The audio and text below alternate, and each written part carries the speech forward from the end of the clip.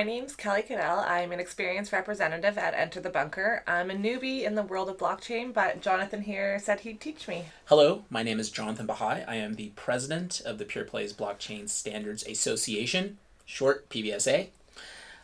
It's an organization that has been designed to provide provably fair gaming solutions on the blockchain. I've been in the blockchain industry for over 5 years now, so I think I can help Kelly to understand a little bit more about blockchain today. So I've heard about Bitcoin. Yes.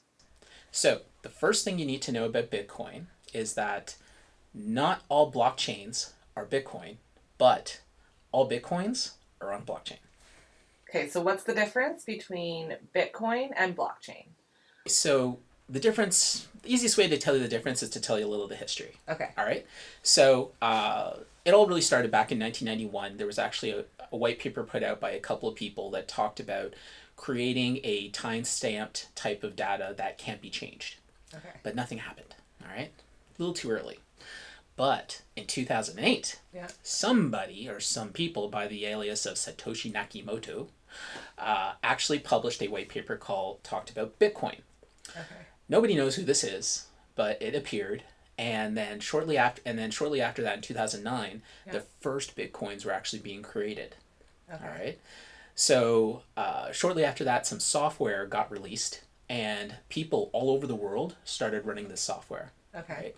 And so all you had to do was install the software on your computer, run it, and your computer then became a node in this network. Okay.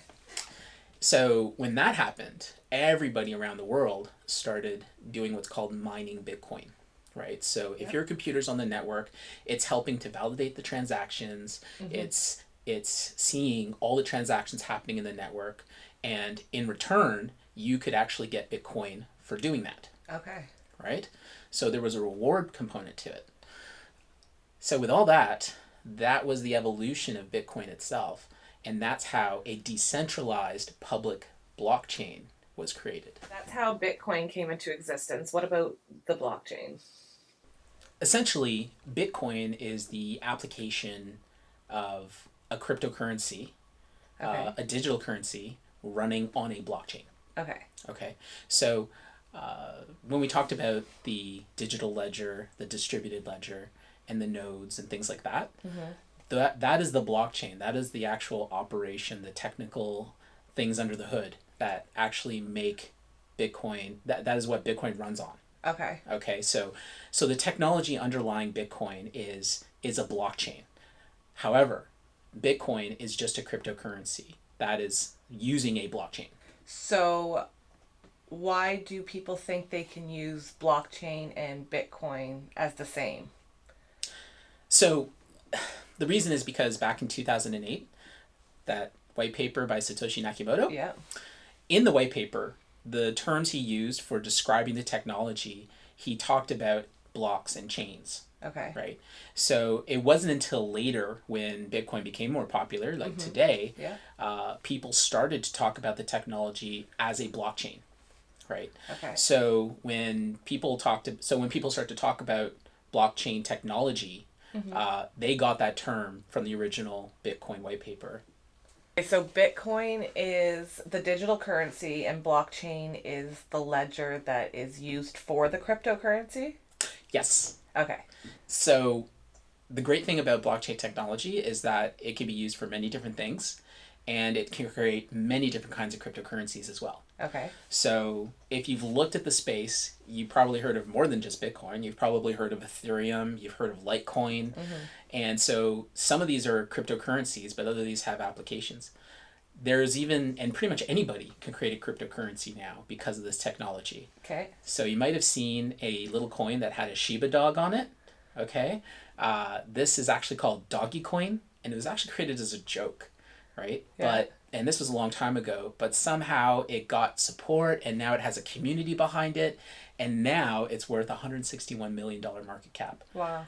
Which is crazy. Yeah. Right? Yeah. But it just kind of goes to show that the technology can be used in many different ways.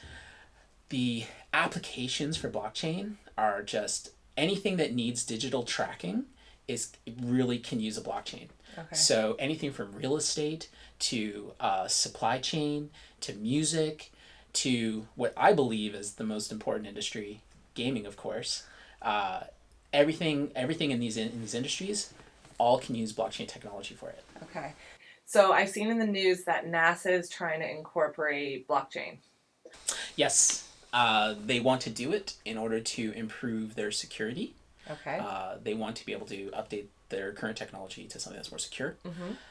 So that's NASA. Then you have the likes of IBM, who are actually creating blockchains which are going to allow their customers to run applications on their own cloud. Okay. You have others like Facebook, who are hiring blockchain experts like crazy now. We don't know what they're going to do, but surprise, they may. It's likely they may come out with some kind of a Facebook token or something for their WhatsApp application that's going to allow people to be able to transact through there.